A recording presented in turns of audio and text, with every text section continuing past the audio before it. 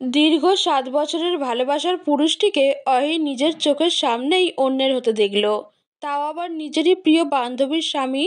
একটু একটু করে জমানো অনুভূতিগুলো ভেঙে চুরমার হলো। অহির প্রিয় বান্ধবীর সাথে তারই প্রিয় পুরুষের আকদ অনুষ্ঠান হওয়ার আজ 1 সপ্তাহ পার হলো। এই 1 সপ্তাহে অহি একবারও হৈমির সাথে যোগাযোগ করল না। হৈমির সাথে শেষ কথা হয়েছে বিয়ের দিনই, এরপর আর কথা হয়নি। রিধি অবশ্য বুঝিয়েছে তাদের বরের ছবি আগে দেখায়নি বলে সে রাগ করেছে। অহির সাথে অবশেষে আজ দেখা হলো হৈমির সাথে। আশেপাশে উত্তপ্ত রোদের তেজে দুজনেরই মুখ লাল হয়ে এসেছে। অহি তাকায়। দুইজন দুই ডিপার্টমেন্টে হওয়াতে ভাবলো হৈমির জরুরি ক্লাস বোধ হয়। জিজ্ঞেস করলো, হৈমি শুনে যা, আমি রাগ করিনি, রিধি আপু তোকে মিথ্যা বলেছে। হৈমি মিষ্টি করেই হাসে। এগিয়ে এসে দ্রুত জড়িয়ে নিয়ে বলল, আমি জানি আমাদের ইনোসেন্ট অহি আমার উপর কোনোভাবেই রাগ করে থাকতে পারে না। আজ তো রসগোল্লা কিনা আমার অহিটা। অহি হাসে। হৈমি এবারে তারা দেখিয়ে ঘড়িতে সময় দেখল। দ্রুত বলল, উহ, সময় অনেক হয়ে গেল রে অহি, তোর দুলাভাই বোধহয় দাঁড়িয়ে আছে, আমায় যেতে হবে রে অহি। অহি এবারেও হাসলো, তবে বুক চিরে বেরিয়ে এলো সূক্ষ্ম দীর্ঘশ্বাস। সাত ভাইয়া বাইরে দাঁড়িয়ে আছে হৈমির জন্য। নিশ্চয়ই খুব ভালোবাসে হৈমিকে। ইস, যদি সাত ভাইয়া তাকে ভালোবাসতো, যদি তাকে বিয়ে করতো, এভাবে দাঁড়িয়ে থাকতো ভার্সিটিতে এসে। অই বিষয়টা ভেবে পর মুহূর্তেই নিজেই অস্বস্তিতে পড়ল। ছি, কি নোংরা ভাবনা ভাবছে সে। অন্যের বরকে নিয়ে ভাবছে, এটা বিবাহিত পুরুষ নিয়ে ভাবছে।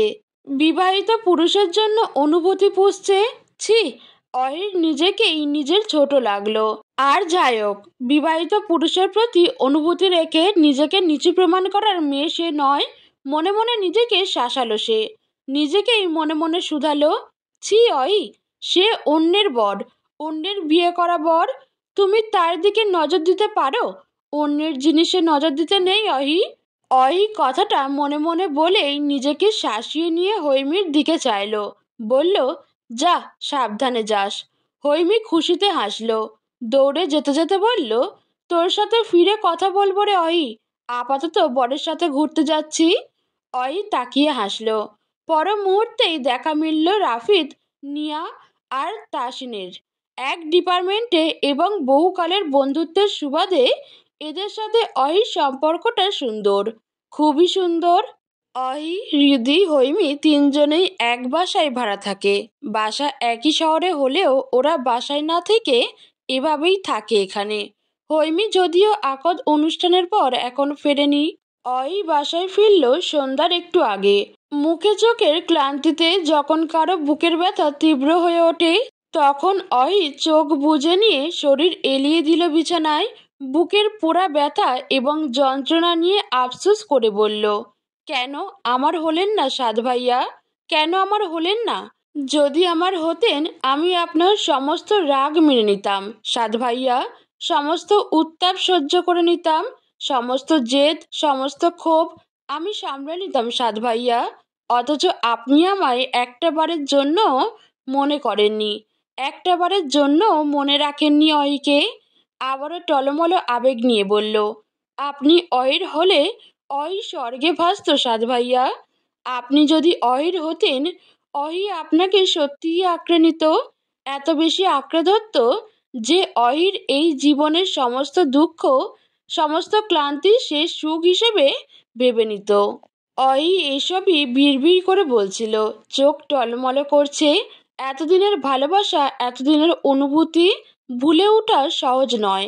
আক্ষেপ, কষ্ট, যন্ত্রণা প্রতি মুহূর্তেই মনে করাচ্ছে এই পুরুষটার প্রতি তার কত শত অনুভূতি বন্দী ছিল।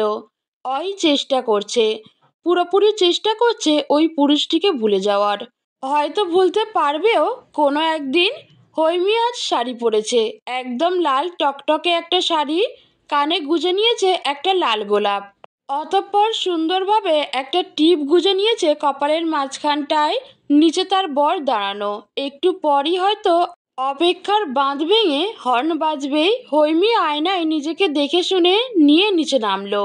মোটর বাইকে বসা ছেলেটাকে ছোট্ট ছোট্ট চোখে পরখ করে নিয়ে সামনে গিয়ে বলল, মিস্টার আবিদ এহসান। বউয়ের দিকে তাকান্ত চোখ তুলে। আবিদ অন্যদিকে ফিরেছিল। ইচ্ছে করেই বোধহয় তাকায়নি। তবে হৈমির কথা শুনে সে ঠোঁট কামড়ে হাসে। পর মুহূর্তেই তাকায়। মুগ্ধ দৃষ্টি না ফেললেও কিয়ৎক্ষণ চেয়ে থেকে সে হেসে ফেলল। বলল, মিসেস আবিদ এহসান, আমাকে প্লিজ এভাবে চক্রান্ত করে ফাঁসিয়ে দিবেন না, অনুরোধ রইল আমার। হৈমি হাসে। নিজেই গিয়ে আবিদের পাশে দাঁড়িয়ে বলল, ফাঁসিয়ে তো আমায় দিলেন।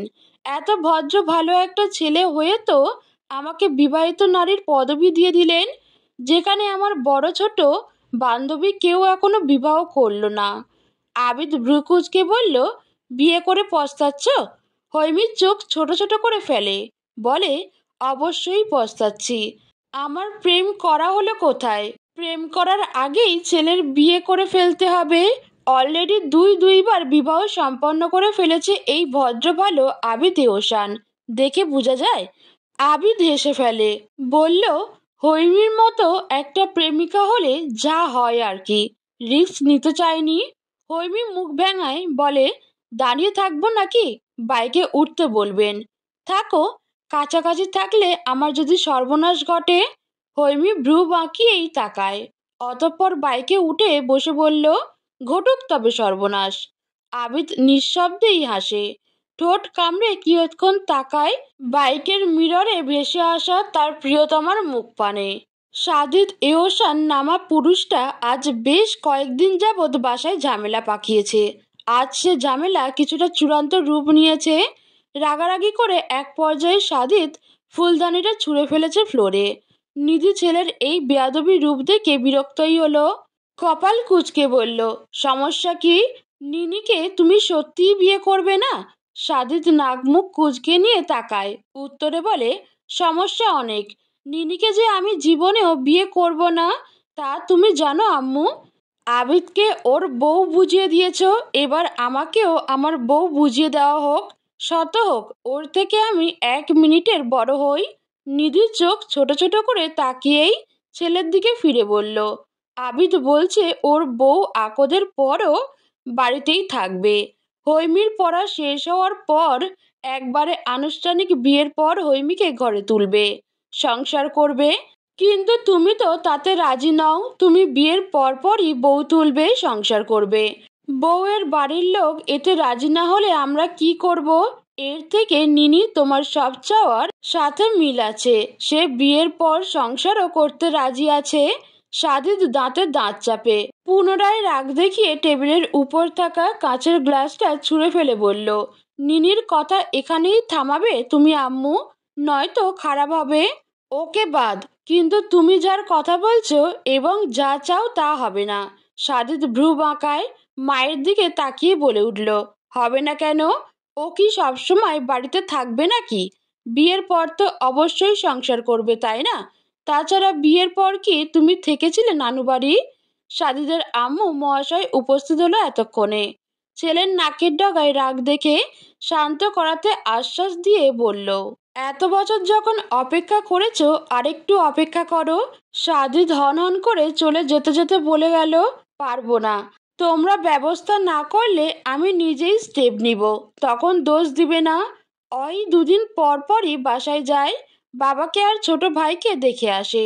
যদিও সে বাসাতেই থাকতে চেয়েছিল, বাসা থেকে ভার্সিটি আসা যাওয়া করতে চেয়েছিল, কিন্তু বাসা ভার্সিটির পথটা প্রায় 1.5 ঘন্টার। কিছুটা কষ্ট হয় বলেই বাবা এই সিদ্ধান্ত নিয়েছিল তার জন্য। ওই ছোট শ্বাস ফেলে। গতকালই সে বাসা থেকে ফিরেছে, অথচ আজ তাকে তার আব্বু কল দিয়ে জানালো, অহি, তোমার সাথে আমার কথা আছে, তুমি বাসায় ফিরবে? অহি প্রায় সঙ্গে সঙ্গেই হেসে জানালো, অবশ্যই আব্বু, ফিরছি আমি। তারপর রওনা হলো। ঘন্টা 2 বাস জার্নি করে বাসায় পৌঁছে যখন লম্বা একটা গোসল সেরে ব্যালকনিতে বসলো, তখন আব্বু এলো তার ঘরে। শুধালো, বাসার ঘরে গিয়ে বসো, দেখো কারা যেন আছেন, কথা বলে এসো। বাকিটা আমি একটু পর বলছি তোমায় আম্মু। অহি ছোট করে বলল, যাচ্ছি। অহি গেল। তারপর সরাসরি প্রথমে যাদের চোখে পড়ল তারা হলো যমজ 2 ভাই, সাদিদ আবিদ। তবে ছোটকালের মতো অহি এই দুজনকেই আজ চিনে উঠতে পারছে না। কে সাজিদ আর কে আবিদ বুঝে ওঠে না। ফ্যাল ফ্যাল করে তাকাতেই দুইজনের একজন বলে উঠল, অহি বুড়ি, ভালো আছিস তুই? কত বড় হয়ে গেছিস বুড়ি। অহির এবার আন্দাজ হলো এটা আবিদ, আবিদই হবে। সাজিদ জীবনেও এভাবে হেসে কথা বলবে না। অহি একটু পাশ ঘুরে তাকাতেই দেখলো পাশে সাদাফ আঙ্কেল। সাদাফ আঙ্কেলকে দেখছে সে বহু বছর পর। আবিদ আর সাজিদকে ফেসবুকে আর ইনস্টাগ্রামের কল্যাণে এই কয়েক বছর যাবৎ দেখে আসলেও এই মানুষটাকে সে আজই দেখছে। হেসে জানালো, আসসালামু আলাইকুম আঙ্কেল, কত বছর পর। সাদাত হাসে। অহি ফের একটু আগের আবিদ ভাবা মানুষটার দিকে চেয়ে বলল, তুমি? সে নিজেই হেসে বলল, আমি আবিদ। অহি হেসেই বলল, আদ ভাইয়া, ছোটকালের মতো আদি ডাকবি বুড়ি? অবশ্য ওটাই সুন্দর, খারাপ শোনাচ্ছে না। অন্যদিকে সাজিদ ভ্রু কুঁচকে তাকিয়ে আছে আবিদের দিকে। এত গদগদ ভাব দেখাচ্ছে যেন বিয়েটা আবিদই করবে। আশ্চর্য, আশ্চর্য। সেই আবিদকে এখনো ঈর্ষা করে। বিষয়টা যদি অহি ভ্রু চাপিয়ে তাকিয়ে থাকে শীতল চাহনিতে। ভাবে অহি, অহি কি তাকে দেখেনি? শুধু আবিদকেই চোখে পড়েছে নাকি এই মেয়ের? এত সব কিছু ভাবতে ভাবতেই অহি হঠাৎ তার সামনে এলো। হেসে বলল, আর তুমি সাদ ভাইয়া, চিনেছ আমায়? তোমার বিয়েতে সেদিন ছিলাম আমি, সাদ ভাইয়া।